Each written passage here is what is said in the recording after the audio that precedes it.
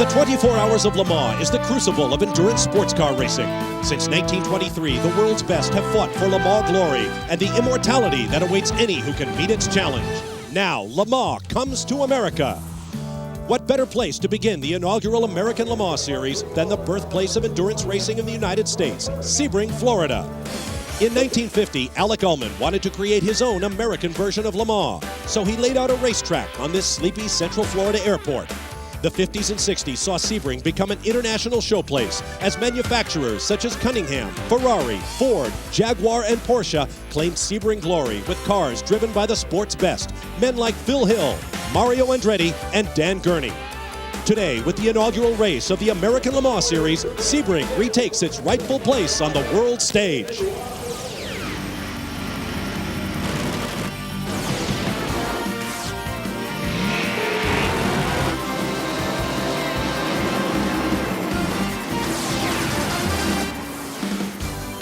For the 47th time, the heavy hitters of worldwide sports car racing have gathered under a bright Florida sun for this once-around-the-clock marathon.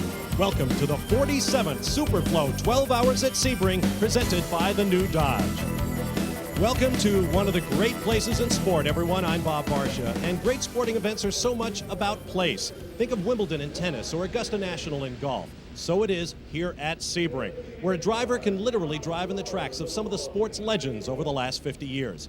Now, we often talk about Sebring and the 24 Hours of Le Mans in France as sister events. That relationship is now official, thanks to the dawning of the American Le Mans Series. 8 races around the United States this summer run under the rules of the French Classic. The result is one of the greatest fields of cars and drivers we've ever seen here at Sebring. 58 cars representing a dozen manufacturers, including the successful ones you see there. Ticket sales have been running some 40% ahead of previous years. We should have a record crowd on hand under beautiful blue skies, and the quality of the driving field is second to none. Starting from pole position is a classic example of the new Sebring, a state-of-the-art car from a legendary manufacturer with a vastly experienced driver at the controls. With more on that story, here's Steve Evans. Well, Bob, BMW enthusiasts all over the world will be thrilled to know that their brand new car, the BMW LMR V12, is on the pole. Its first outing, and Finnish driver J.J. Leto put it there at over 121 miles an hour. And J.J., what can you and your fellow drivers do to save this car, bring it home in one piece after 12 hours? Well, it's a fresh BMW car, so this is the first race for us, and it's a very good practice race for the real Le Mans for June. So that's why we came here, just to see how reliable the car is at the moment. But, you know, the whole team, BMW Schnitzer team, has been working very hard all week to make it as reliable as possible, and all the guys have been doing a good job. So we're just hoping to see it in the end of 12 hours. Best of luck to you, JJ. And remember, guys, this car is starting on Michelin tires. Michelin has never won here at Sebring. All right, thanks, Steve. In a moment, they will have that opportunity. Joining me now, ESPN sports car analyst and 5-time Sebring competitor, Jeremy Dale. Jeremy, we talked about the Le Mans rules. That could well be a factor in this race. Well, it's a great thing for sports car racing fans because for the first time in a long, long time, there's a common rules package between North America and Europe. And it's just a fabulous thing for sports car racing and for sports car racing fans. 1999 starts fresh with a rules package that mirrors that of the ACO, the group that sets the rules for the 24 Hours of Le Mans. These rules encourage manufacturer involvement while providing a good opportunity for privateers. GTP is the fastest class. It's a combination of world sports cars, Le Mans prototypes, and GT1 cars. All cars carry 90 liters of fuel, and no cars are permitted traction control or ABS systems. The GTS category is what used to be GT2. These production-based cars have bigger tires, bigger engines, and better aerodynamics for 1999. Most are privately entered, but the factory Corvettes have dominated the timesheets.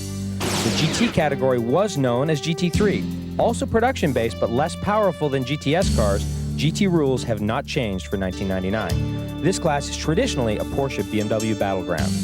But probably the most obvious change for American race fans will be the Le Mans-style pit stop. You won't see any 6-second pit stops here because the American Le Mans Series rules do not permit the crew to work on the car while it's being refueled. That means pit stops will be longer and tire management will be more critical. No question about it. The pit rules could be key in this race. Now let's talk about how the teams can take maximum advantage, Jeremy. Well, it really is a tire issue because you cannot change tires while the car is refueling. That means if you can make your tires last 2 or 3 stints, which is what they do at Le Mans, that will be a major advantage for these teams. But what we're really going to be watching is the American teams that aren't used to this format. And we're going to be watching them very closely as they try and instinctively go out and work on those cars while they're being refueled. We should keep in mind, too, the Sebring track is very tough on tires. We'll be visiting history here at Sebring throughout the show, beginning right now. In 1955, Sebring witnessed an incredible race. For 12 hours, the Jaguar D-Type of Mike Hawthorne and Phil Walters battled with the red Ferrari of Phil Hill and Carroll Shelby before the Jaguar went on to win. Later that year, Hawthorne added the 24 Hours of Le Mans, becoming the first driver to complete the endurance double in 1 year. Jackie Hicks and Jackie Oliver did it as co-drivers, while Stefan Johansson and Hans Stuck are in today's race.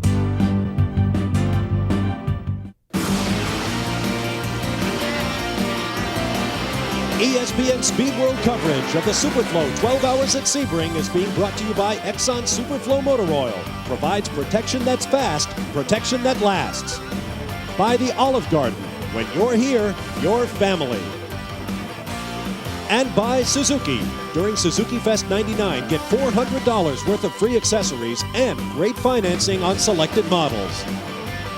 Welcome back to Sebring. It is time for the field of 58 to come to life. Ready to give the command, Mr. Paul White, Exxon Lubricants Manager.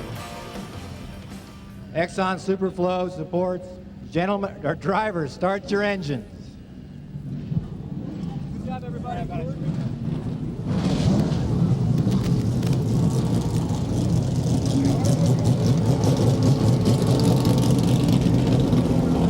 Thank you.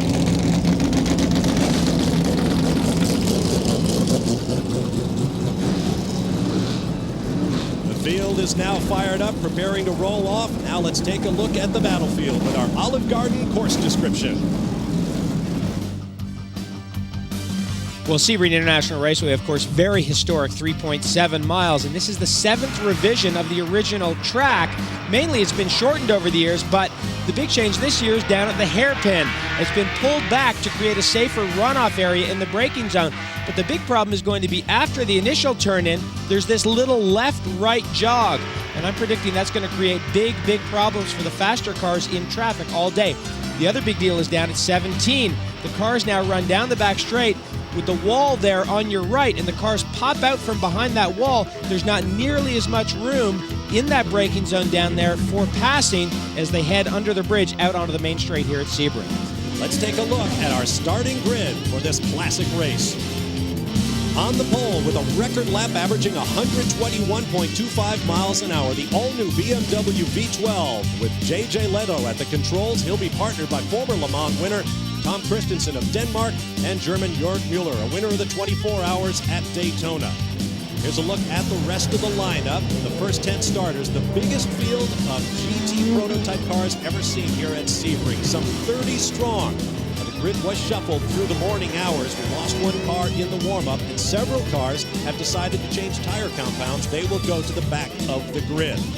Starting back in the number 27 spot on row 14 will be our leaders in the GTS category. Moving up to 26th after one GTP car dropped out after that crash in the warm-up. Ron Fellows, Chris Neifel, and John Paul Jr., the only Sebring winner on the driving strength of that fabulous new Chevy Corvette. On the next page, our pole sitters in the GT category. Also production-based vehicles, very close to what you buy from the showrooms. Starting from pole, we met them earlier. Alex Job Racing Porsche 911 RSR. Randy Post put it on pole at record time. He'll be joined by Mark Fitzgerald and David McNeil. Here's a look at the rest of the field. They will come around to take the green flag in the 47th revival of one of the greatest events in sports car racing. Now let's take a look at our onboard cameras, and we have one in our pole-sitting BMW LMR driven by Formula One art and sports car veteran J.J. Leto. This is on the long backstretch. On board the number 11 Ferrari, led by two-time sports car champion Wayne Taylor. A very strong driver lineup here. Taylor suffered from flu at Daytona earlier this year. He is healthy and ready to go now. Also, we have a camera on board the number 27 Ferrari. Freddie Leinhardt and two former winners of this race as teammates, Didier Tays, who will start the car, and Mauro Baldi of Italy. On board the number 38 champion Porsche, starting in the number 18 spot. Another Formula One winner, Terry Bootson will start. Bob Wallach on that driving team as well. On board the number 3 Corvette. Pole sitters in the GTS category. Ron Fellows, Chris Neifel, and John Paul Jr., as we mentioned earlier. Now on board the number 10 BMW. Two-time winners of this race. What is now the GT category. Impact Technology out of Virginia. Another strong line. Now let's go to Steve Evans. There is drag racing, there is IndyCar racing, there was everything imaginable going on in the Sunshine State this weekend. But let me tell you what, as you said earlier, Bob, the big crowd, the international crowd is here at Sebring. And if you want to know more about the International Le Mans Series, pick up this weekend's edition of USA Today. It's an 8-page supplement jammed with information. I think Bob is using the boot as his Bible. Bob? As the field comes down, the green flag waves, and we are underway at Sebring. And J.J. Leto got outfoxed at turn 1. And that is the Raffinelli, Riley, and Scott car. That's Judd V10 power in that car. Shared the front row. Actually split those V12 BMWs. Continues to lead. J.J. Leto back in second position as they head down to the revised hairpin. Look at the two bridges, the drive-over bridge and the Exxon walkover bridge. And this straightaway has been shortened quite a bit. Van de Poel from Belgium as we go on board with Didier Tays, just recovering there from a quick twitch. Wow, that looked like a big twitch. I'm not sure that wasn't a hit of some kind. Now coming up to speed, racing toward the backside of this racetrack. The Fangio Chicane at the Collier Curve. Collier was the namesake of the original running of this race when it was a 6-hour event. The Sam Collier Memorial. New Year's Eve 1950, and a twitch right there. That's still cold tires on that Riley and Scott. Absolutely. This is Angelelli. We go on board, and that is the Panos. Now, the car in front last year would have been in the GT1 category, but these cars have been equalized for 99 under Le Mans and American Le Mans rules. So these cars now carry identical amounts of fuel, and of course, the GT1 cars used to have the ABS and the traction control. Angelelli, he drove for the team for 24 hours at Daytona earlier this year. The leader to the left of your screen, Eric Van de Poel, in that Riley and Scott Mark III with a Formula One derived Judd V8 engine. V10 engine in the top, but Riley and Scott fans, you can see the smoke coming out of that Judd. Oh my! But that is a Riley and Scott, though it doesn't really look a lot like a Riley and Scott, especially the tail section, because the Raffinelli team has done a tremendous amount of work, and these guys are so motivated to beat this factory BMW team. They're just so pumped up that they were on the front row. And this program is a very young program, only came together at the end of January.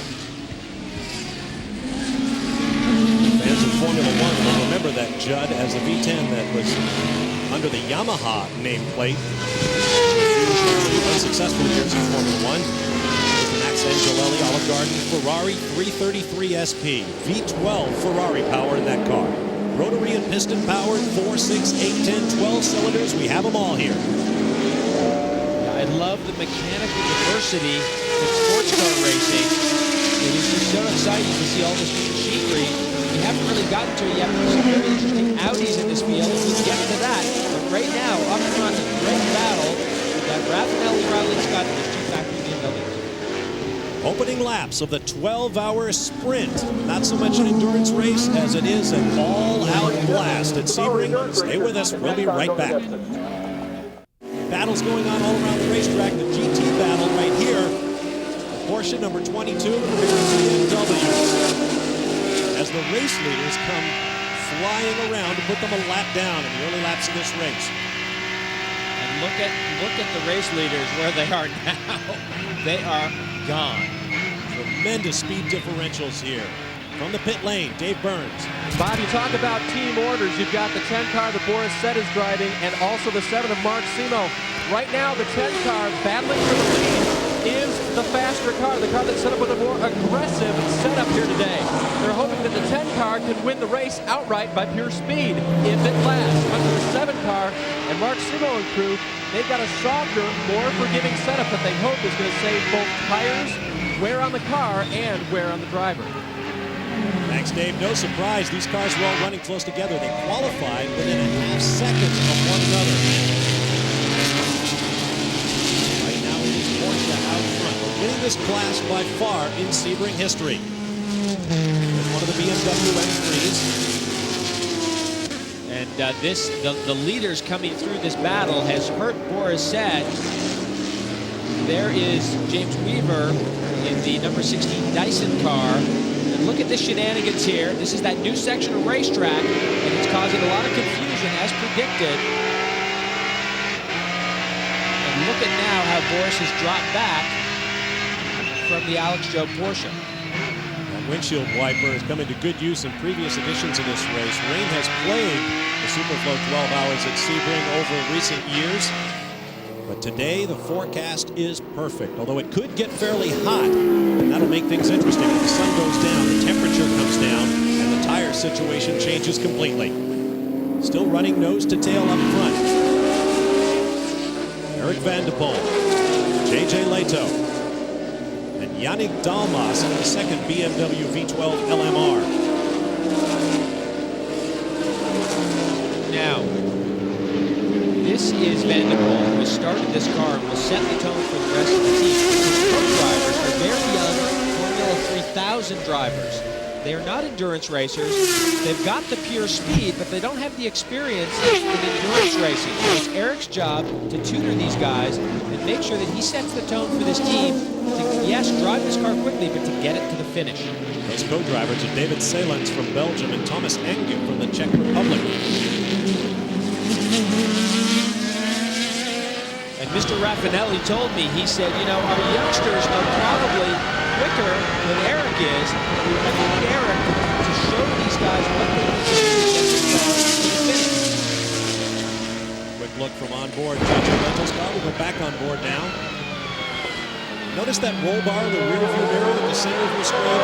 That's been the topic of a lot of discussion this week.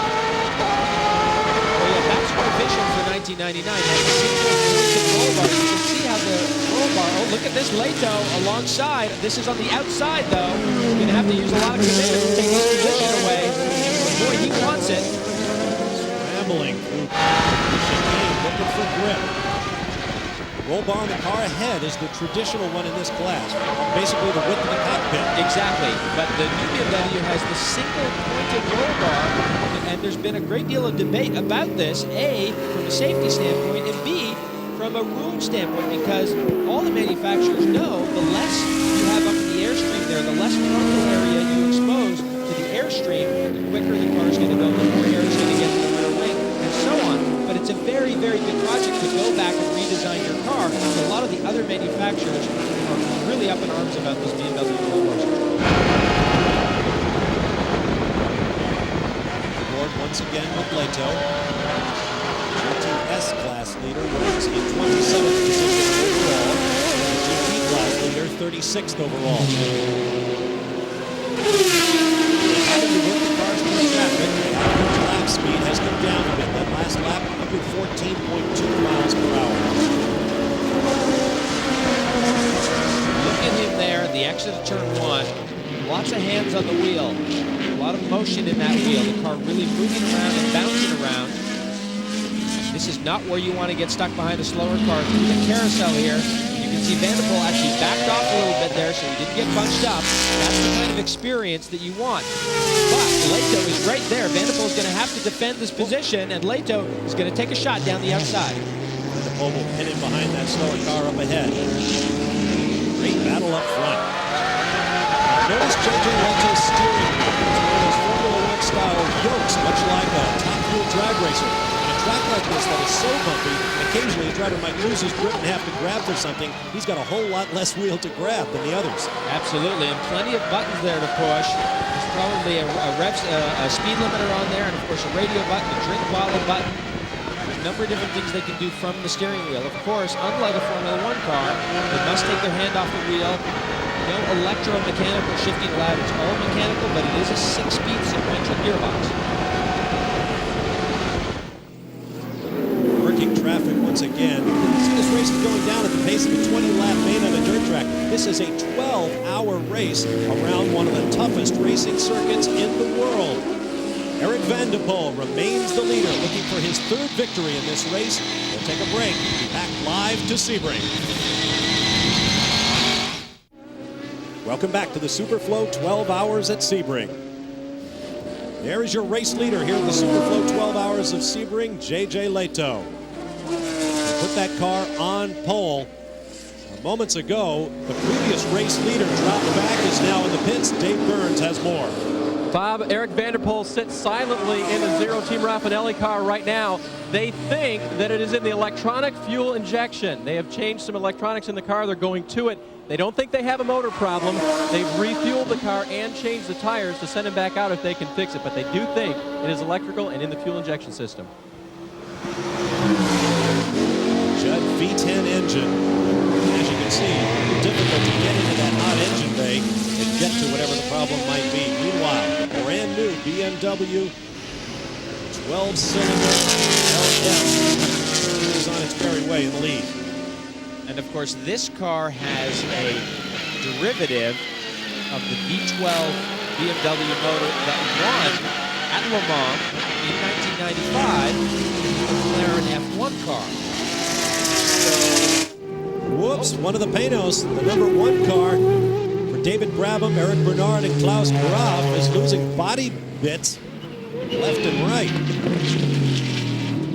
Well, there's a good look at the mechanical bits on the Panos, and a good look at those air inlet restrictors. It looks like it might have lost the nose on the front straightaway. There it is. Wow. This is the home team, if you will. Panos cars owned by Don Panos, who also owns the lease on the racetrack here at Sebring. These are 6-liter Ford V8s. Let's watch way at the back of your screen. Panos is on the front straight, and there goes the hood off this front engine car. And over the fence into an empty area, thankfully. Before you get to the rows of recreational vehicles pulled right up at trackside here at Sebring. And it looks to me like some other part came off before the hood actually departed the car. So I'm wondering if he didn't have some kind of contact with another car which compromised the way the hood is fastened onto the car. Nevertheless, he will want to stop and make sure there's nothing else wrong with the car. The car will, from an aerodynamic standpoint, be very unbalanced now and not nearly as quick. Better to stop now, make sure there are no other problems, top it up with fuel. Of course, they have spare bodywork ready to go. David Brabham at the controls, another of the second-generation drivers here, but his father, Sir Jack Brabham, raced here at Sebring in a Formula One car.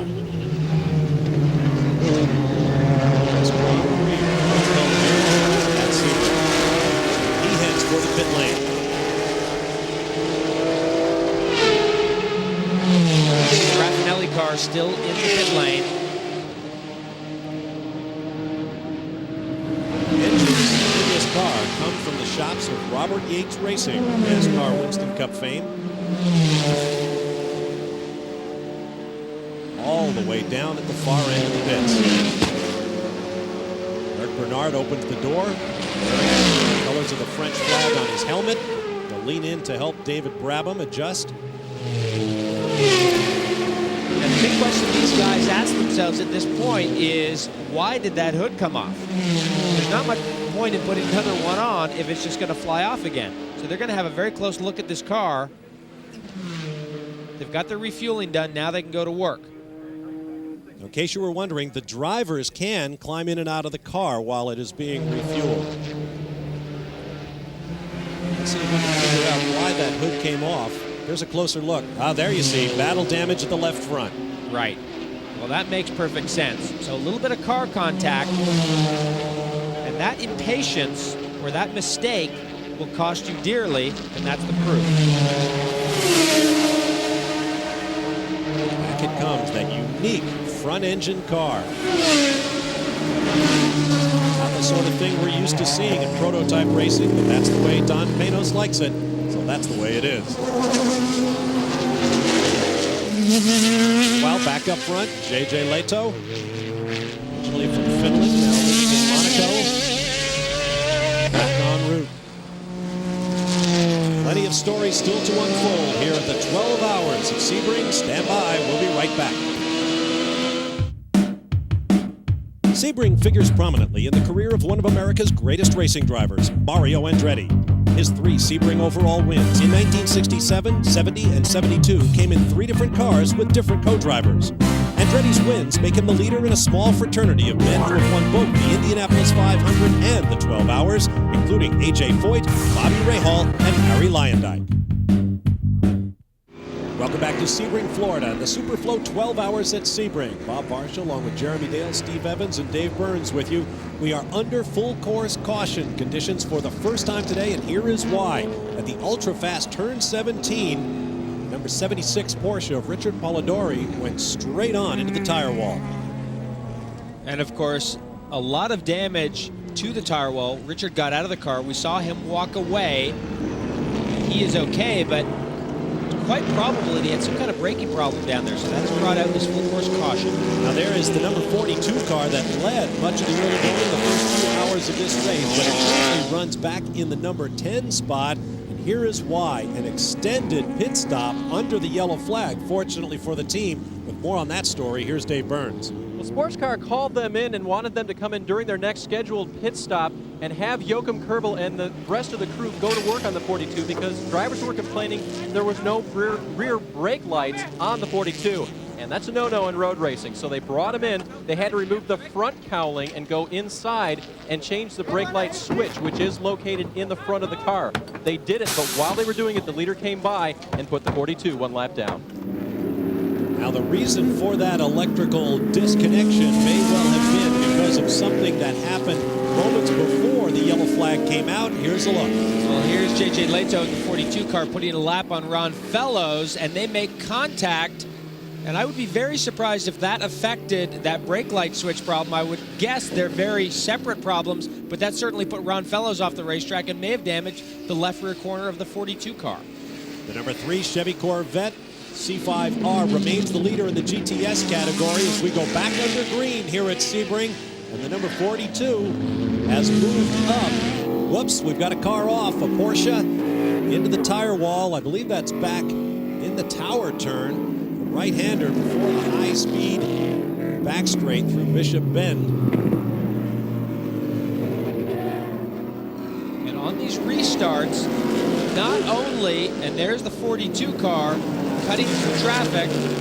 Let's take another look at what happened back there. Ooh, is he going to get an assist from that silver Panos? I guess so. Oh, a lot of help, but that Panos nowhere near being fully past the 33 car. Nowhere near it. Number 33 running in the GT category, and on the driver's strength of that car, German Ulrich Richter, a very well-known Porsche competitor in endurance racing, sharing with Ulrich Galad and Karl Voslik. To number 42 now. Trying to push forward. Remind you, it was an electrical problem dealing with the brake light. Sort of a mechanical problem. It should be every bit as quick as this car was shown to be by the man who put it on hold. Record speed of over 121 miles an hour, J.J. Leto. You can see tucked in not far behind the 42 car is the 0 car. There it is. The car that in the early going, driven by Eric Vanderpool, led this race. They ran into some problems with the engine electronic unit in that car. They changed out some parts. It is back up and running. It looks to be running strong as we go on board. But it is well back in the field. Not shown in the top 45 in timing and scoring. He is at least 9 laps down to the race leading BMW. Vanderpool from Belgium remains behind the wheel of the car. Long stint. Clock ticking down, coming up on 10 hours to go. 12 BMW M3s. Powered Riley and Scott appears to be on the pace with the quickest cars on the track. Hopefully they've overcome their problems. We had heard from the Raffinelli team that if they didn't get their problem fixed, they were going to park the car, but it looks like they've got it fixed. We know they want to run out the 12 hours and get as much time on this Judd power plant as they can. But the 42 car now running very well, no problems there. We haven't been able to verify that it's got brake lights. Here's the 43 car up in the lead, showing with a lap lead over the rest of the field at this. Familiar kidney-shaped grill on the nose from BMW. A lot of open racetrack. There's the number 42 car. Tom Christensen from Denmark. The former winner of the Le Mans 24 Hours is behind the wheel. And this is the car they needed to stop and replace the brake light switch on, or I should say fix the brake lights. I'm not sure they actually replaced the switch, but that cost them the race lead. They had over a lap lead on all of these other cars. There's the third place Panos, the car that Christensen is chasing.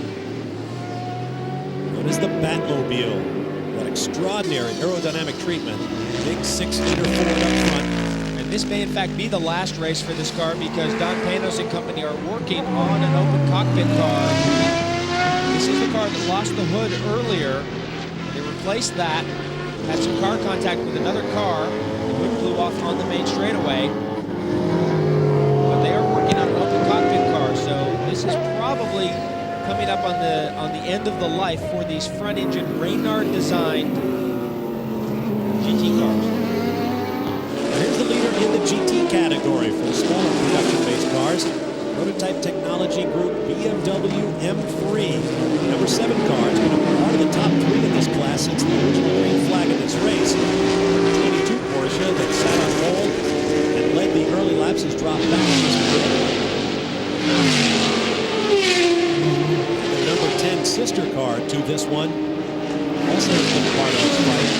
The number 7 car right there, currently 27th overall. The 10 car in second place is a lap behind. And the 22 Porsche runs on the same lap with the second place car, the BMW. This PTG Milner team, both cars fell out at Daytona in the 24-hour race. They really have something to prove here. As you mentioned earlier, Bob, they've not won a race. They're on a 5-race winless streak, so they really have something to prove here to get to the finish.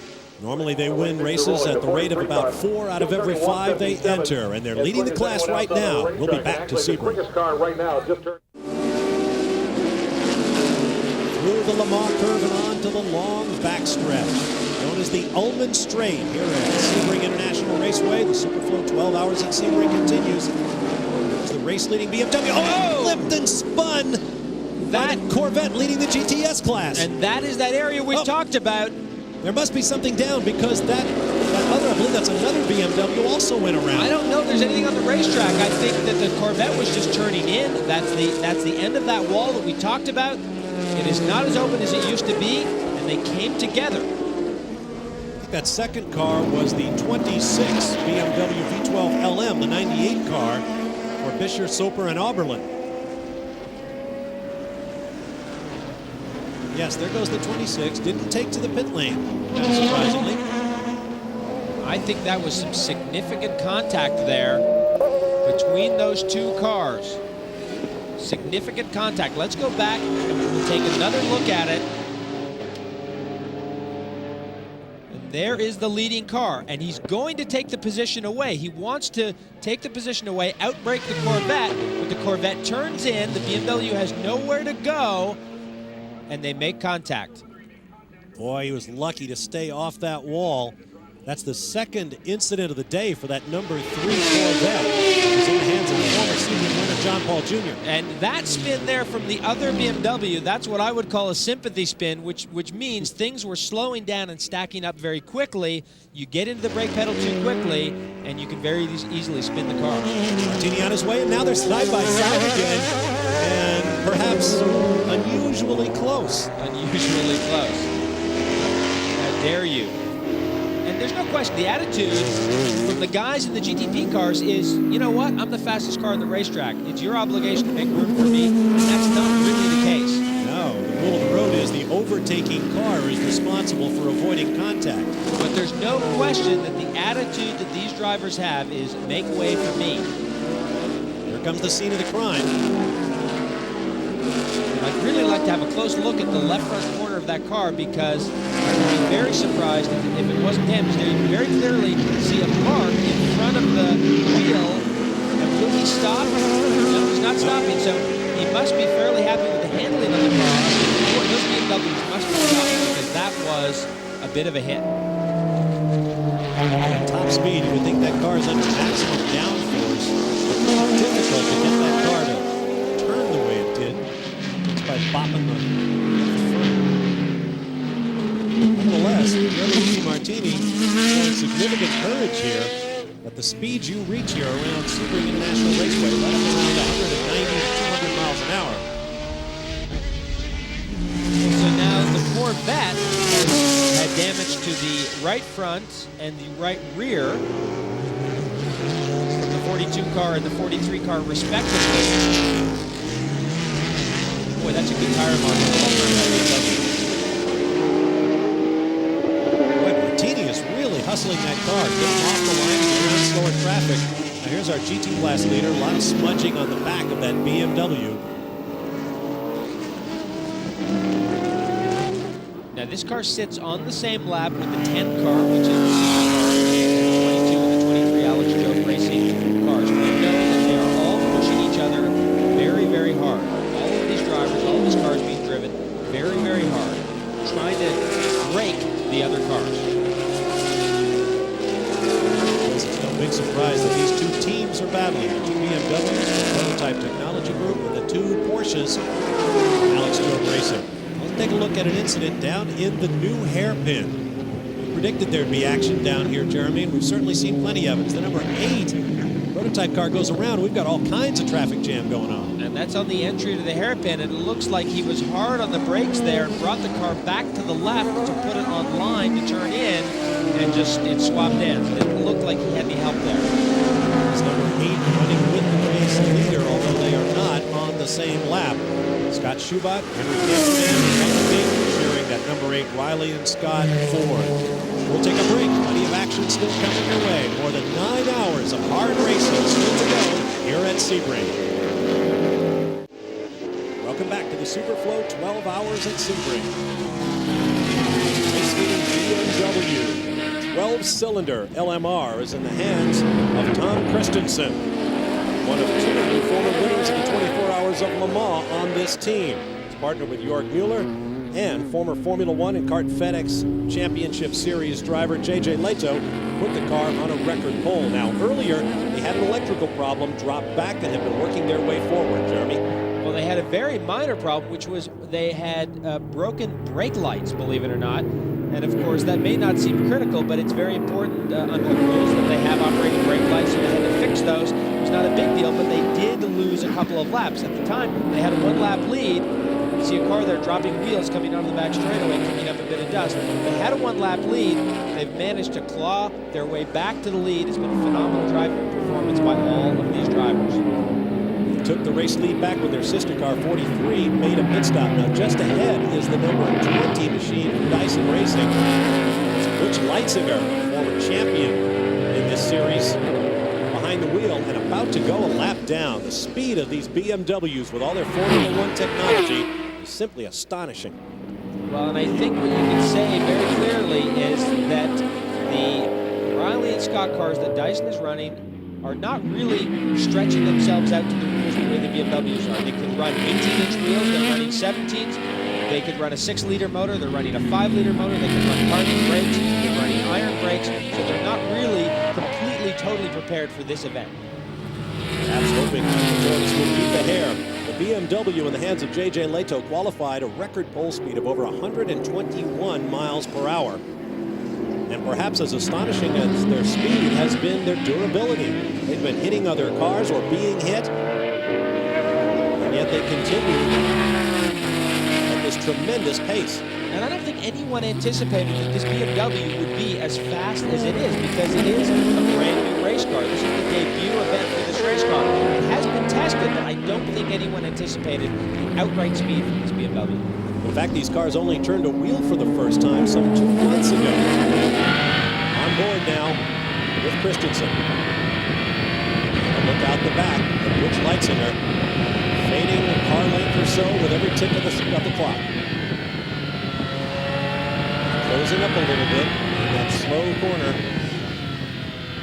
This is down through Bishop Bend, named for John Bishop, who started what was then known as the International Motor Sports Association, which evolved into professional sports car racing, the sanctioning body for today's event and the entire American Le Mans Series. Oh my God, one of the Panos cars on fire. And heavily so. And this is a bad place for that car to be because there's no one there. There's no one anywhere close to where that car is. And that car is going to burn. One of two Panos cars in the field. These are the house cars owned by Don Panos, who also owns the lease on this racetrack. Now, that is a very small extinguisher, and that is a very big fire, and unless we get a lot of those small extinguishers very quickly, this fire is going to get a hold of this car. And we are full course yellow. We have gone to a full course yellow here because this car is not in a particularly safe spot. Now, boy, this fire sure got going quickly because that started very small and got going very quickly and got very big. Must have been some kind of oil or fuel leak to get that going like that. You can see it started around where the exhaust pipe is. You can see a trail of it there on the ground. So there's following fluid the car. on the ground, yep. There is fluid on the ground, so there was some fluid leaking there. The exhaust system is what started that fire. The engine at the front, the fuel tank at the rear. So a dangerous place for a fire. As you see, David Brabham continuing to direct rescue operations. Plenty of racing still to come. After another look at Sebring history, we'll be back to Sebring International Raceway. When it comes to winning at Sebring, no brand can hold a candle to Porsche.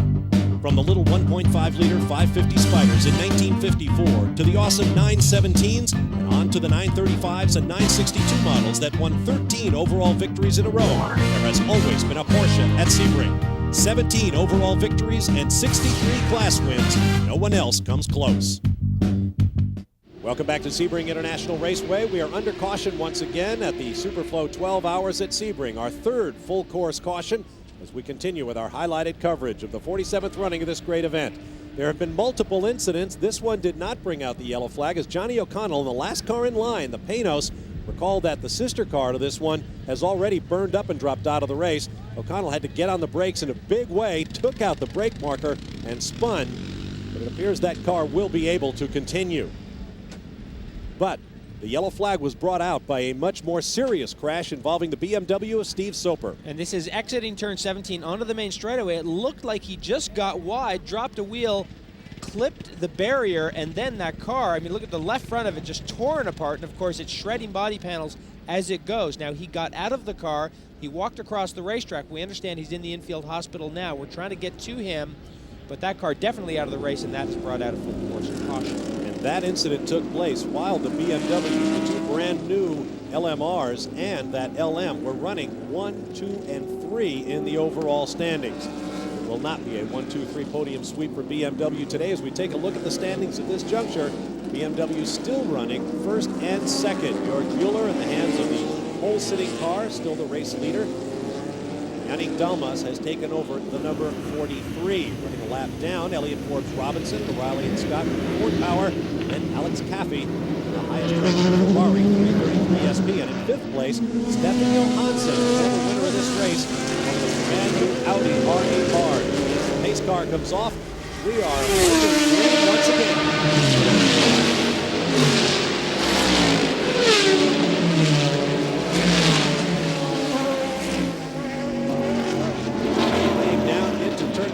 Once again, the Race League BMW gets a tremendous jump. And it's very nice to have that clean, clear racetrack out in front of you. It's just very enjoyable from a driving perspective to just be able to drive the car with a clean and clear racetrack and just enjoy a few laps without the traffic. There is the second place car, the 33 car. A number of cars in between them. There's the Panos that Johnny O'Connell took off the racetrack. It seems to be okay. We couldn't see in that shot. We don't believe it hit the barrier, so the car looks okay and is underway. The car came in. The report is they changed the windscreen and some of the front end bits. This actually taking place early in the 6th hour as we approach the halfway mark of the race.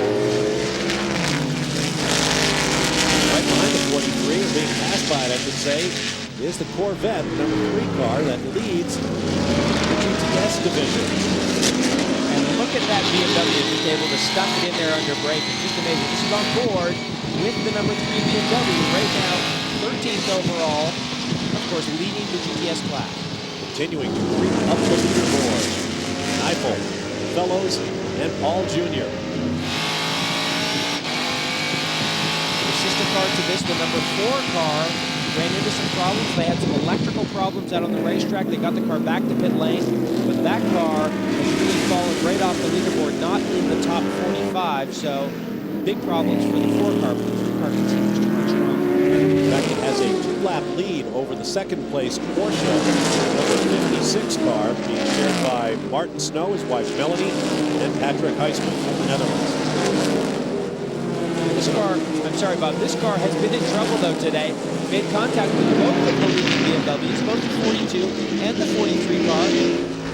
One of those contact moments was actually right there in turn 17. The other one down in turn 10. So the Corvette has not completely stayed out of trouble today. It has been that kind of race. Lots of contact and a sprint pace, just a furious pace in this race. Leaders lapping regularly in the 116, 117 mile an hour range for average speed. There's your leader in the GT, the third class of 23. To the right of your screen is the race leader in GT. Porsche 911 and running 16th in the overall, behind just one of the GTS cars, that Corvette leading the class. And the rest GT2 machinery, so the GT cars are also on the move. Keep in mind, this is the car that won the 24 Hours of Daytona earlier this year. It's the number 10 BMW. There's a mix of machinery for you. GTP cars, GTS, and GT cars. Well, on these restarts, there's always a lot of shuffling around because some cars have stopped for fuel, some cars have not stopped for fuel. So the order is really shuffling around, and you'll see faster cars coming back through the field on these restarts.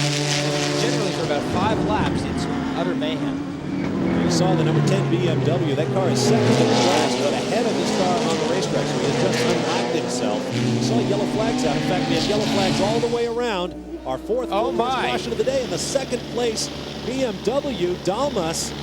This is turn 17. We talked in our opening show today how the reconfigured turn 17, and this looks like car contact of some kind, the reconfigured turn 17 was going to be a problem in traffic. Now, we haven't seen the replay, so we don't know, but that definitely looks like some car contact of some kind. Speed differentials are everything here. Once again, we are under full course caution. There is the sole remaining BMW in the race at this moment. We'll see if they can get the 43 fixed, but it doesn't look good. We'll take a break. Return for more of the Superflow 12 Hours at Sebring. Don't go away. Welcome back to Sebring as we continue with highlighted coverage of the 47th Superflow 12 Hours at Sebring. Bob Marshall along with Jeremy Dale, Steve Evans, and Dave Burns with you. We are about to go green after our 4th full course caution of the day. In fact, 2 yellow flags ago, there were 3 BMWs running nose to tail in the overall lead. Now there is one. This crash by Steve Soper brought out our 3rd full course caution of the day. Soper has been released from the infield medical center. He is all right, but he is not to talk with the media. And then moments after we went green, another crash by Yannick Dalmas in the number 43 car brought out our 4th full course caution. We are now back underway with one remaining remarkable new BMW V12 LMR. It leads the race from a record pole position set a couple of days ago. Now there is a stop-and-go penalty coming up for the number 10 BMW M3. Dave Burns has that story. That's right, Bob. They've assessed a stop-and-go to the number 10 car. They did spend an extended amount of time in the pits to fix a couple of problems. One was to tighten the hood, which had flown off of the car, but also they had to replace the ignition box. Under caution, the heat buildup melted the ignition box. They put a new one in. He's underway.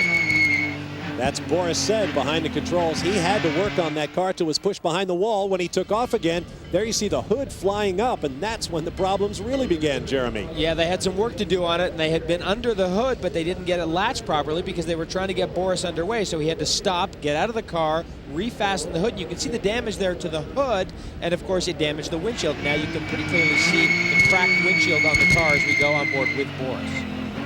Brought the car in. They unloaded a whole ton of racer's tape, fastening down the engine hood and covering the cracks in the windshield. So Boris Said, who was running on the lead of this class at one point earlier in the race, dropped all the way back to 4th place, 2 laps down to the class leader. You see that tape on the windshield.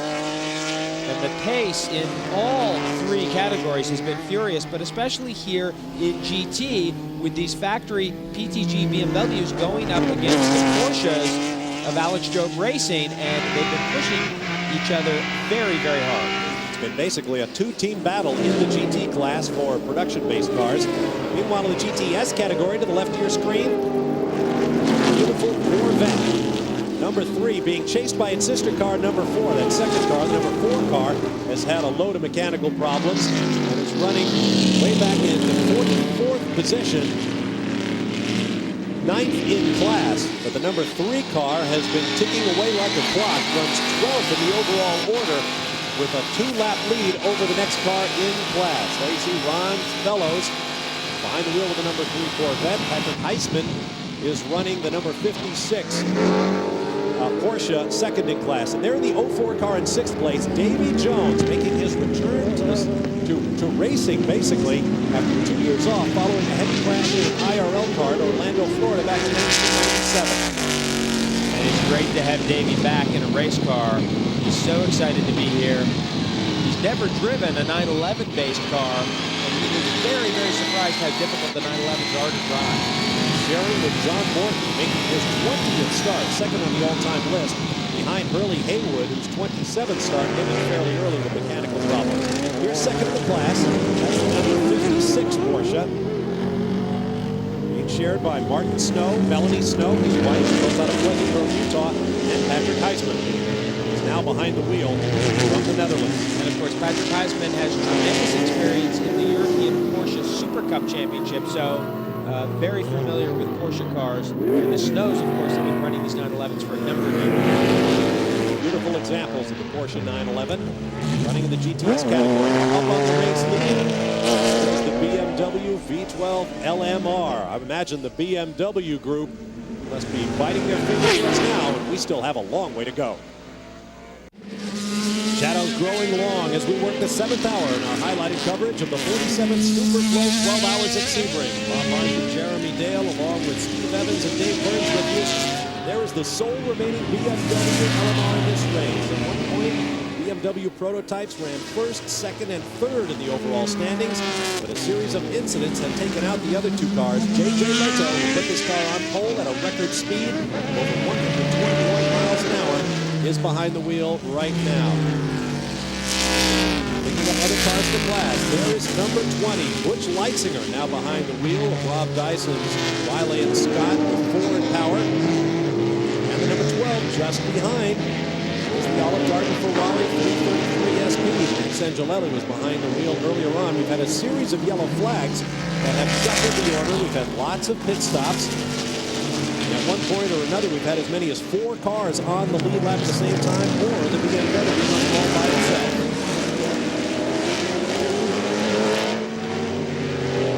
Are still tightly bunched. You can see the glare off the roadway now as the sun begins to get low, and then we will move into the nighttime hours when everything changes at Sebring. Plenty of traffic for these cars to work with now. Well, generally on these restarts, cars are bunched up. Now that Panos is the sole remaining Panos in the field. One of the other Panos burned up actually at this very point. Little lock of the right front there, headed out on the back straightaway. So this car now sitting in 5th overall, showing just 1 lap down from the overall lead. So the Panos cars doing a good job, just not quite have the outright speed. Look at the Ferrari. On with the horsepower, gets by Butch Leitzinger, going down into 2017. Ferraris, like some of the other more powerful cars, restricted with air restrictors, allowing air fuel into the manifold as they battle their way through traffic. The Ferrari is using the same RPMs it normally would, around 500, maybe 600 horsepower, but it is not as drivable. It doesn't respond to the throttle as quickly as the driver would like. And look at Butch Leitzinger. The Ferrari clearly has the top end, but Butch, much more downforce in that Riley and Scott, and he is all over Angelelli now as they come through the carousel as they head down towards the hairpin. Braking area coming up. Here's a passing opportunity. Patina pulls around slower traffic. See if the Ferrari can do the same before the Riley and Scott gets there. John Nielsen in the Panos. She hasn't had a lot of time in that car. Locks up the right front a little bit, gives up a position to the Ferrari, and cuts off Leitzinger. And that was key for Angelelli to get around that Panos, and that really blocked Leitzinger out now as they continue to work through traffic. And look at Leitzinger forced to cross from driver's left all the way into the apex, driver's right, really costing them some time now. Through Cunningham Corner and the Collier curves, headed for the tower turn. John Nielsen has driven what was called the Q9 version of this Panos. It was a hybrid car running on a combination of petroleum-based fuels and electric power. That project now on hold, but it was designed originally for Le Mans. Ran its one and only race at the Petit Le Mans at Road Atlanta last fall and actually finished the race, but it's very tricky technology and they're sticking with these Ford V8s, and you can see those Ford V8s have plenty of horsepower. Those Panos cars very, very fast in a straight line. There is car number 56. That is the GTS category for big bore production-based cars. That is the Snow Iceman Porsche 911, and it's running on the same lap as the leader in the GT category. Now that 56 car is in the lead because the race long class leader, the new Chevy Corvette C5R, has had all sorts of problems, and picking up that story is Dave Burns. The 3 car an hour ago, Bob, was leading the class. They were dusting the field, but unfortunately, they blew a differential. They took it behind the wall. They made a couple repairs as well on new brake pads, fueled the car, put John Paul back in the car, and sent him back out in 5th place in the GTS class. Unfortunately, they think when the differential blew, it sucked up some debris and ruined the pump that pumps the rear end full of fluids. They've had to replace that now, and that's why they're still on pit road more than 20 laps down. Tough break for the Corvette team as the factory returns to sports car racing. And another car in this class that had problems after a terrific charge through the field was Zach Brown in number 83 Porsche. Watch as he puts a couple of wheels off, and then the trouble begins. And boy, that's not where you want to drop wheels. And he spins it back to the inside into the inner pit wall there and pretty much destroys the left side of that car. Zach was okay, but that car done for the day. That is a tough break. That car was held up in customs. It's a European-based 911. They didn't get as many laps as they would like. Changed the tire compound, went to the back of the field at the beginning of the race, worked their way all the way up to the top 3 in class before they crashed. Tough break for Zach Brown and the other members of his team, Claudia Hurtgen and Herbert Haupt. We'll take a break. Plenty of action still to come as we work our way toward the twilight here in Central Florida. More of the Superflow 12 Hours at Sebring coming up. Headlights going from a decoration to a necessity here at Sebring International Raceway as the 47th Superflow 12 Hours at Sebring continues through the 8th hour. Our highlighted coverage continues with a great battle for the lead in the GT class between the number 23 Porsche of Ford Wagner and the number 7 BMW of Johannes van Overbeek. And this is a front of the leader in the GTS category. So much as we saw in the Daytona 24 Hours back in January, the lower or slower of the production-based classes is leading the faster class. Well, don't forget they have a real fuel advantage coming out of the hairpin there. A lot of shenanigans. Here comes the Audi on the left. On board now, the number 10 car running 4th in the GT class. And there goes the number 0, Raffinelli, Riley and Scott with the Judd power. And the number 10 car will be trying to get by both of these cars to get a lap back relative to the position in the class. they can come up and challenge for this position as well. Here comes a GTP class Thanos, trying to work his way by. Wow, 3 wide there. That 911 on the left going very slowly. Look at those two BMWs with that damaged bodywork. Boy, that is a strange place to stick a nose in, and this is potential trouble because I don't know if Kurt Wagner knows that car's there. Oh, Van Overbeek able to get on the brakes and gets on the throttle quicker. See if he can hold off his teammate. And look at there is the other Alex Job car, the 22 car. And that also is trying to get a lap back. 1 lap down to the battle for the lead between the 23 and the 7. They're all together, all 4 of them. How appropriate. These two teams have been battling all day long in this class. And now they're all running in a bunch on the racetrack. 7 and 23 on the same lap, 22, 1 lap down, 10, 2 laps down. Back to the race lead. Number 42 out of the pits after a stop-and-go penalty, now shown 3rd and 30 seconds behind the new race leader, the number 12, Taylor Caffey Fangio Ferrari. Now, isn't that interesting? That car has been really very quiet all day. We haven't seen much of the number 12 car. They've been going about their business in a very quiet way, and all of a sudden, there they are in the lead. But very close to them is the 20 car. There's the race leader to the right of your screen. Ferrari 333 SP V12. Ooh. Maybe the other car was coming over on him there. But that makes me nervous down there where that wall is. Now, not far behind him is the 20 car. Where is it? There it is. That is for the race lead. That's a half a second between those two cars. That is for the race lead. Phenomenal. After so much time, after so many miles, you have 2 cars so close on the racetrack. The overall standings, as you see the time ticking away, coming up on 4.5 hours to go.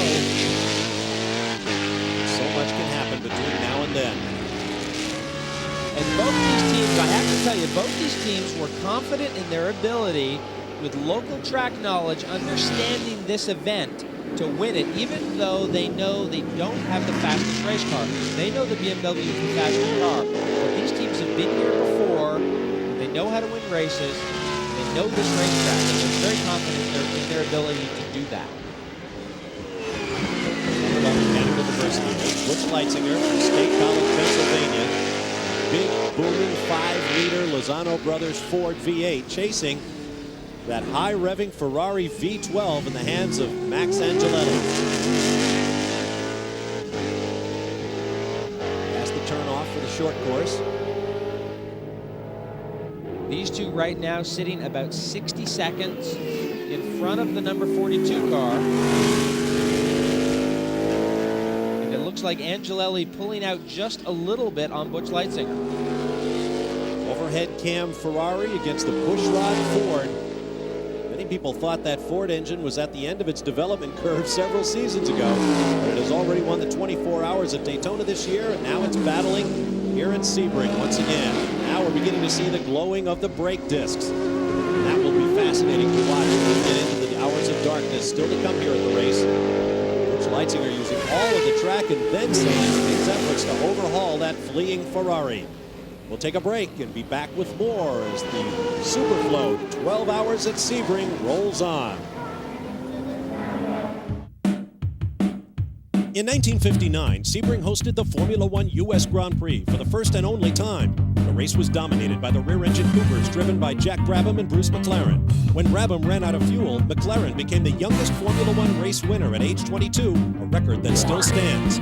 Although a number of Formula One champions have raced at Sebring, only 4 have won the 12 Hours. Flying down the backstretch at Sebring International Raceway, Butch Leitzinger in the red, white, and blue, Riley and Scott looking for a way by the orange and green Ferrari for the race lead here at the Superflow 12 Hours, trying the outside. Oh, man, what a move!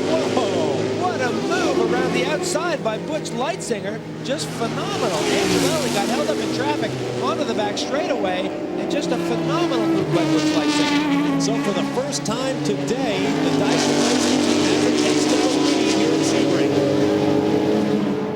This race has been dominated for most of the first 7 hours by the BMWs. There was only one of the 3 BMWs that started still in the running, and that one is currently in 3rd place after a pair of visits to the penalty box, surpassing the pace car before a green flag came out after a yellow, and then for speeding in the pit lane. So the BMW trails this field by more than half a minute as Butch Leitzinger tries to open up a gap. Let's take another look at that pass. And Angelelli, his speed slightly compromised, allowed Leitzinger to close in as they headed down into 17. This is the last thing that Angelelli is expecting. He's protecting the inside. Butch knows he's got more grip, better downforce with that Riley and Scott, and look at him. Pinches Angelelli right down. He knows that lap car is there. There's nowhere Angelelli could go, and he takes the race lead. Phenomenal. Check, mate. Now Leitzinger finds himself working traffic among the GT cars, and Angelelli is on the charge. The Dyson boys must be just screaming down in their pit lane. When a driver does something like that, it just motivates the team. You can't believe how it motivates the team and just lifts everyone up. They know they don't have the fastest race car here. But with driving like that, with that kind of tenacity, you know you can win this race. Now let's check on the number 42 BMW LMR. There is JJ Leto, pole sitter for this race. He is going to be trying to make up some ground. Earlier I said half a minute. He is actually over 60 seconds behind the battle for the lead. Beautiful late afternoon light here at Sebring as Butch Leitzinger leads away from Max Angelelli. Ford versus Ferrari. How many times over the 46 previous runnings of this race have announcers been able to describe that battle between 2 of the giants in motorsports?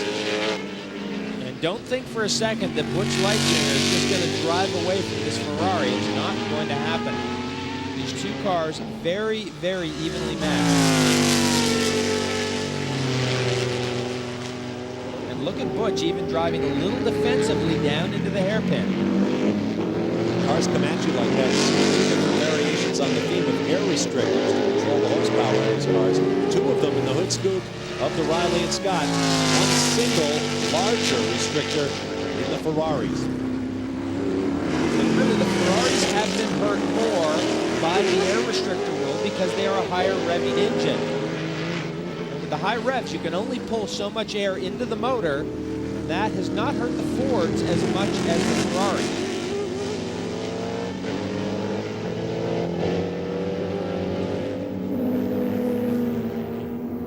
Butch now catching another GTP car in not a particularly good place. Slides around the outside, and that's actually also going to hurt Angelelli. That's where you don't want to compromise your speed, is coming on to that back straightaway.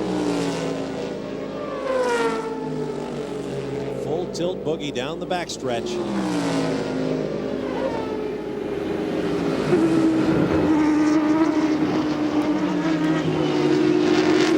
Beautiful race car.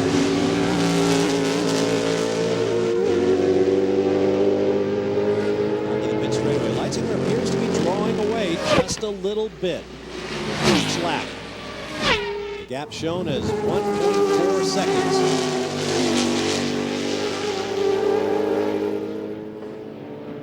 Coming up around the 4-rotor Mazda Kudzu. The Downing stops in Atlanta. The sponsor Mazda Kudzu. Both 4-rotor and 3-rotor versions in this race. Setting sun making the shadows grow long here. A massive crowd on hand, and the party will go well into the night. We'll take a break and return with more highlighting coverage of the 47th Superflow 12 hours at Sebring. Dan Gurney once said it, and I'll enthusiastically second the motion. Sunsets just seem better here at Sebring. Working the 9th hour of the Superflow 12 hours at Sebring. We are under the caution for the 7th time in this 47th running at Sebring. Let's take another look at how it happened. An extraordinary crash involving the sole remaining Panos in this race in the hands of John Nielsen. And that car, that is back at Bishop's Bend. Look at that barrier move. That car just did not want to turn. And John Nielsen, a very lucky chap, because he got out of that car. And he's talking to his teammates. That's Jan Magnussen and Johnny O'Connell. And he's obviously telling them, you know what? It just didn't turn. And I went straight in. I tried to turn it, but I couldn't turn it. Now, just about the same moment, watch the car to the right of your screen. That is Johannes van Overbeek, as the left front wheel simply departs the race car.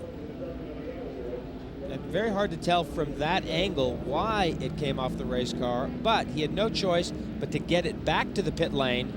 And this is the damage that he did, because he's got to drive it through these right-hand corners, and that left front corner, now that's mainly chassis damage. You can see the brake rotor's not turning, but that's not particularly good for that race car.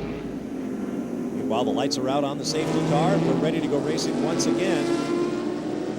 Riley and Scott Ford from Dyson Racing, number 20, is leading, but the two cars chasing it in class are in the line, barely 7 seconds behind the number 12 Ferrari and the number 42 BMW. As they come off the turn, headlights on now for just about everyone as the sun bids us all adieu. We are back on the green. There is J.J. Leto. I saw him lined up behind that Ferrari. There they go, side by side into turn one. Leto is not going to waste any time taking that position. He's got it. There he is, up the inside of that Porsche. The number 12 Ferrari. Number 42 has just been passed. He got him on the main straightaway on the restart. Leto has got his eyes on Butch Leitzinger. He wants to get back to the race lead, control this race from the front. In the braking area for the hairpin.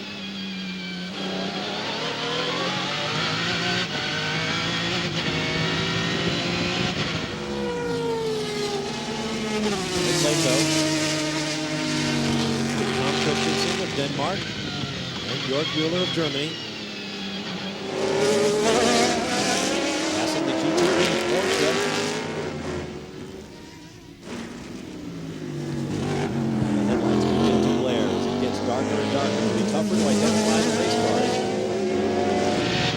BMWs on the back of those mirrors that stand up so high there, the two cars have red lights and blue lights, which is the team's way of identifying the cars. This is the car with the red lights on the mirrors. There's our leader, Butch Leitzinger. He's got the number 0, Raffinelli, Riley, and Scott behind him. That car right now well down in the order, 22nd overall, 27 laps down, but running very, very quickly to the racetrack. And there is J.J. Leto. Television cameras make it look much lighter than it really is here at Sebring. 17. Onto the pit straightaway. There's the number 23 Porsche leading the GT category. Saw the problems for the number 7 BMW earlier on. These two cars were battling for the lead in class. Now this car in the hands of Kurt Wagner is on its own lap in the GT race within a race. The next car in line is the number 10 BMW, 2 laps behind. GTS leader, number 56 Porsche coming by. The haze rising off the racetrack in the fields makes the headlights shimmer. The high-speed turn 17.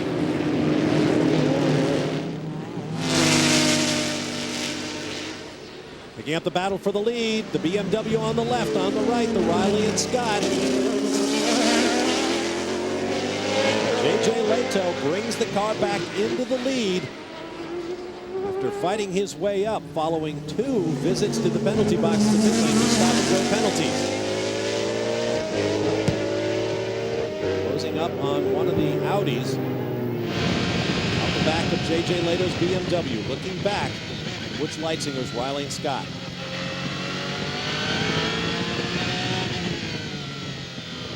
And if that pass looked easy, it probably was a little easier than it would have been under competitive racing conditions. But Butch knows that that he cannot defend himself from this BMW on speed alone. If they're going to win this race, they have to do it tactically. They have to do it with strategy. We check the driver in the 20 car. We're told it's Elliott Forbes Robinson now. J.J. Leto swings onto the pit straightaway right out to the edge of the racetrack.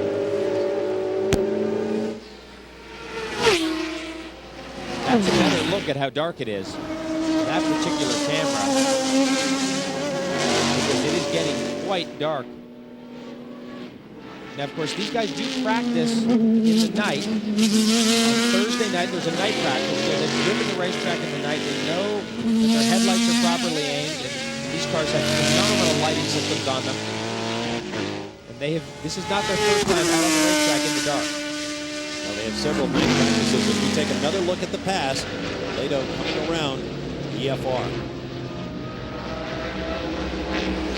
And again, Elliott Forbes Robinson not blocking him, not trying to overly defend that position because he knows it's only a matter of time before this BMW is going to get by him. If you ask the drivers about racing in the total darkness that you get here at Sebring, many of them seem to enjoy it. Just looking down into the cone of light created by your headlights helps a driver to focus totally on what's going on. It's a very solitary feeling, I'm sure. And it's coming up shortly for the survivors to this point in the Superflow. 12 hours at Sebring. We'll be back. Night has officially fallen at Sebring International Raceway as we continue with hour 9. Our highlighted coverage of the Superflow 12 hours at Sebring.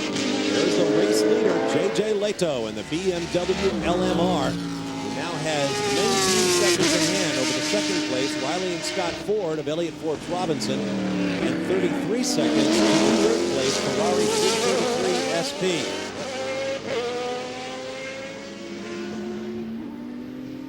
Glare from the headlights. Extraordinary headlights they are on this BMW. Blowing the brake rotors at the front. Look at the light thrown off by that car. Yeah, these cars, I watched them in night practice out trackside on Thursday night. And yeah, careful there, JJ. You don't put yourself in very position. And it's just remarkable how much light these xenon headlights throw from this car. Just a phenomenal amount of light. There's the comparison right there with the other more conventional technology of that other GTP car. As Leto goes by. Some serious cable power. You can see they've got the little marker lights in the front part of the rearview mirrors. They got the little red marker lights on that BMW. Here's the leader in the GTS class for production-based cars. Car number 56. Martin Snow, wife Melanie, and Patrick Huisman of the Netherlands. And what's great about these Porsche turbos, look under there. See those glowing? That is the exhaust system and the turbochargers there that glow red hot under the back of that car. I love that look. Amazing technology in these cars. The 56 car has a 2-lap lead over the second-place car in the GTS class. There's the number 48. A similar Porsche 911 Turbo, European-based car from Freisinger Motorsport. Wolfgang Kaufmann, Michel Ligonnet, and Lance Stewart from Florida. And until you've stood by the side of the racetrack and you've watched race cars in the dark, you can't appreciate how exciting it is to watch race cars in the dark. It's just phenomenal.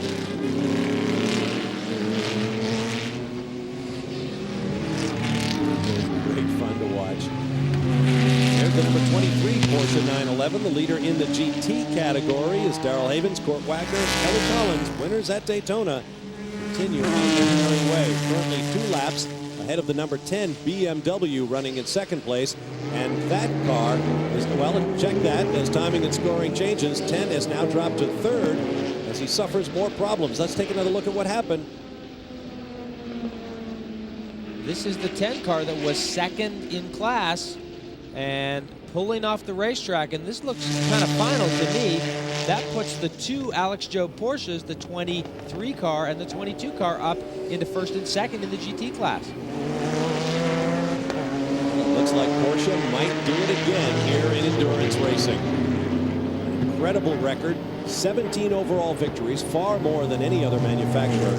63 class wins here at Sebring. Hey, great seats.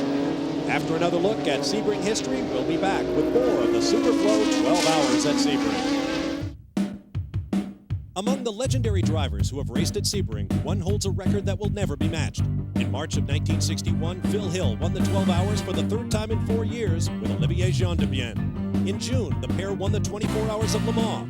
In September, Hill won the Italian Grand Prix at Monza, becoming the only man to win Sebring, Le Mans, and the Formula One World Driving Championship in a single year. Welcome back to our highlighted coverage of the 47th Superflow 12 Hours at Sebring. What was expected to be a battle of tires turned into a fuel mileage war when the number 20 Dyson Racing Riley and Scott Ford led the number 42 BMW LMR into the final moments. It was time for everyone to make their final strategic moves, and the key moment came when it was time for the Ford to stop. It has come down to this: 2 men, 2 cars, 2 different teams battling for the overall win, and they will almost certainly shatter the all-time record at Sebring for narrowest margin of victory. The most dramatic finish ever. As things currently stand, Tom Christensen in the brand new BMW LMR leads James Weaver of England in the R&S Ford by barely 11 seconds, and Weaver has been taking huge chunks of time off of the former Le Mans champion on the race lead. And here was the moment that gave the 42 car the lead.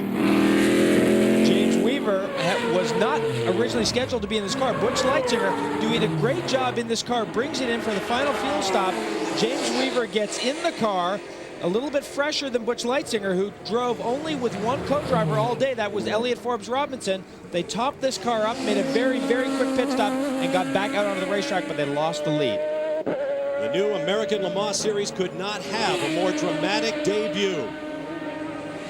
With barely a handful of minutes to go as the 42 car with Christensen at the controls came through to take the lead through the daylight hours in this 47th running of the Superflow 12 Hours at Sebring. It was the GT categories that gave us all the close racing. But when the sun went down and the attrition set in, it was all the premier GTP class. Hello and welcome everyone. I'm Bob Varsha along with Jeremy Dale, Steve Evans, and Dave Burns still down in the pit lane for the dramatic final moments of this race. Now let's get more on the GTP story. Can the BMW hang on to win its debut race? Here's Dave Burns. Team Dyson retired the 16 car, and then they had 4 drivers they could choose from to put in the car, the 20 car. Pat Smith, team manager, why did you decide to put James Weaver in out of all the drivers you had? Well, James has been the fastest, and we've tried some softer tires on the 16 car, and he was considerably faster than anybody on the track, so we figured we'd put him and those tires on the 20 car and let him go. And he's within 10 seconds. I don't know if he's going to make it or not. All right, they're hoping, and he has a very soft compound still on the car, so he's trying to track him down. Back in 1970, the Ferrari factory team behind Mario Andretti won by just 22 seconds over Steve McQueen and Peter Revson in a Porsche. The gap from Tom Christensen in the race-leading BMW to James Weaver in that car, number 20, Riley and Scott Ford, is now barely 8.4 seconds. But the laps are winding down, and we expect the white flag for the race leader next time by. One more lap of this 3.7-mile racetrack that has seen so many dramatic moments in the 46 previous runnings of the Superflow 12 Hours at Sebring. There is the number 42 BMW. Only 7 times in the history of this race has the pole sitter gone on to win the race. And what an amazing moment it would be for this BMW built by the Williams Grand Prix operation in England. The car only turned a lap for the first time 2 months ago, but J.J. Leto put it on pole with a record-breaking average speed of over 121 miles an hour. And though they have suffered their bumps and bruises throughout the day, the team of Christensen, Leto, and Jörg Müller of Germany have been absolutely bulletproof, putting the car into the lead and holding on now. And obviously the experience they gained at Le Mans last year really played a role in the design and build manufacture of this car, but the execution has just been brilliant here at Sebring this week. They've been fast all week. They've done a great job. Just a phenomenal effort by this BMW team. If they can hold on as the white flag waves over Tom Christensen and the BMW.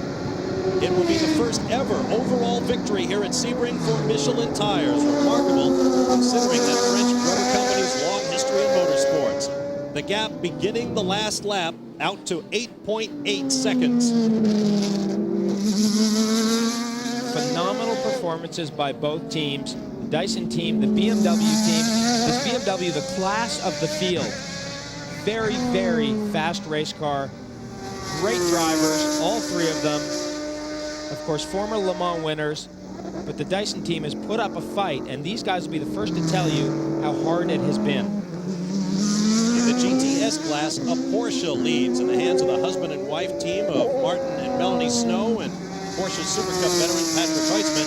And a Porsche 911 also leads the GT category. And for Kelly Collins and Bud Treatment, a victory here at Sebring would mean a sweep of the 24 Hours of Daytona and the Superflow 12 Hours at Sebring.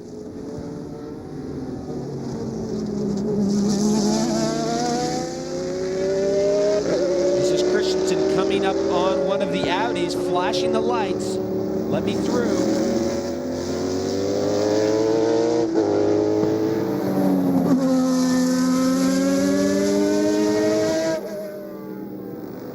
What an amazing day it's been here at Sebring with a handful of leaders in each of our classes. And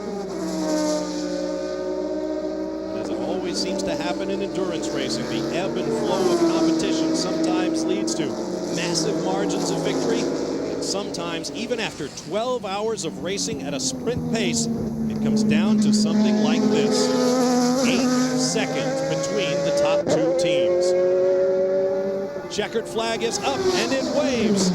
Victory and pole for the brand new BMW V12 LMR. And for the driving team of J.J. Leto, Tom Christensen, and Jörg Mueller. Finishing second unofficially, Dyson Racing will be back to start meeting our winners in just a moment. Welcome back to Sebring, where the celebrations are continuing. There's Gerhard Berger, motorsports manager and former Formula One driver, running BMW's operation. And what a success he is having as his team of Tom Christensen, J.J. Leto, and Jörg Mueller bring the BMW V12 LMR to victory. In the other classes, in the GTS category, Martin and Melanie Snow and Patrick Heitzman bring their Porsche home in first place. In the GT category, Kelly Collins, Darrell Havens, and Court Wagner emerge victorious. Right now, joining us here in our announce booth, the founder of the American Le Mans Series and the head of Panos Motorsports, Mr. Don Panos.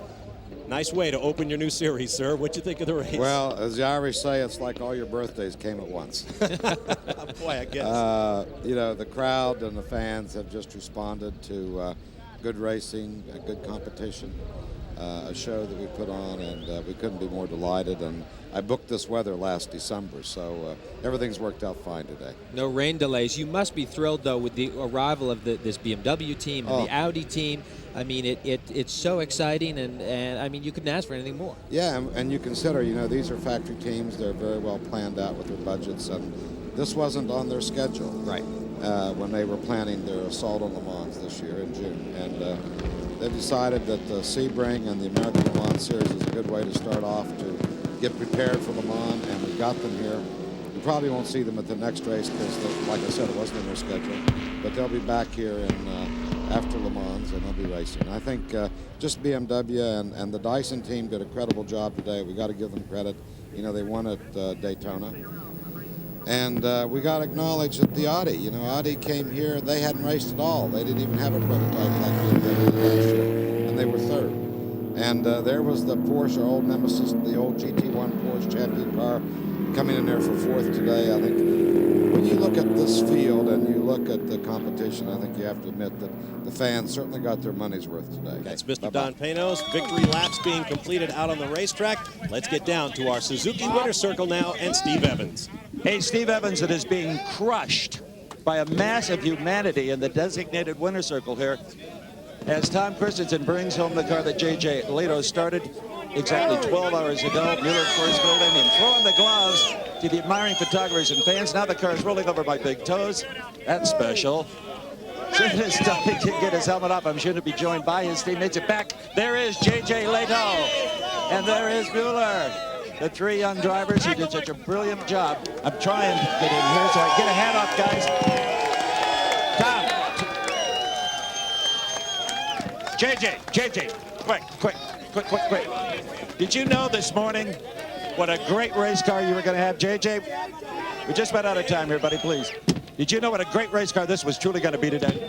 Well, it was really close in the end, you know. I mean, we didn't expect that it's going to be so competitive all the way to the end, but, you know, the BMW lasted very well, you know. We didn't have any problems, so the whole team is really happy. Let's send it back up to the booth, Bob. All right, thanks, Steve. Now let's go to Dave Burns as we continue our Suzuki Winner's Circle interviews with the GTS class winners. And that is Patrick Heisman. And Patrick, standing here with Carter and Martin Snow, you guys weren't supposed to beat the Corvettes today. How did you do it? Well, the crew did a very good job. The car was running perfectly all day, and we just kept on going, stayed out of traffic, and we were very good on fuel consumption, and I think that finally made it up for us. They ran the 12 hours, guys, and that's what it takes. All right, thanks very much, Dave. Congratulations to Martin and Melody Snow and Patrick Heisman, GTS class winners. One more class to hear from as the fireworks explode over Central Florida. Stay with us. More from Sebring in a moment.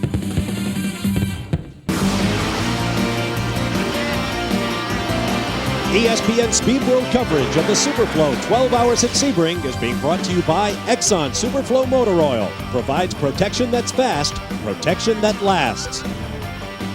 By Roundup. Roundup kills weeds down to the root. Roundup, no root, no weed, no problem. And by Wolverine, boots and shoes since 1883. Wolverine works anywhere.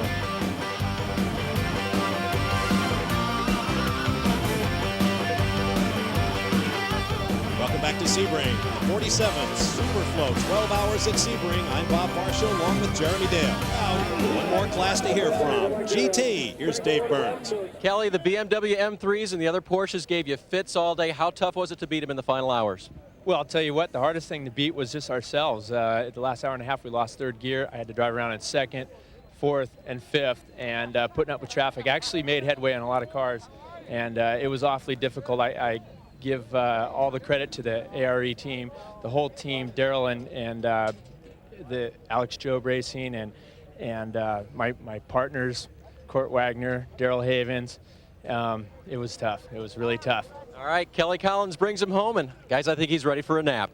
I'll bet. Congratulations to Kelly Collins, Daryl Havens, and Court Wagner on their sweep of the 36 Hours of Florida. Here's a look at the final results of the 47th running of the Superflow 12 Hours at Sebring. Not since 1975, when Brian Redmond, Sam Posey, Alan Moffat, and Hans Stuck put a BMW CSL in victory lane, has BMW been here. But boy, they did it with style, Jeremy Dale. Well, that is a classic sports car race. Mechanical diversity, great competition.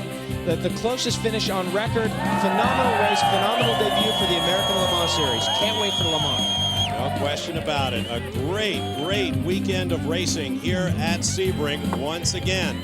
It has been hectic, but it has been enjoyable. A new record, officially 9.29 seconds, the smallest margin of victory for the overall win in the history of this fabled race. And so now a new roster of champions go into the record book, and a crowd of some 100,000 will go home happy.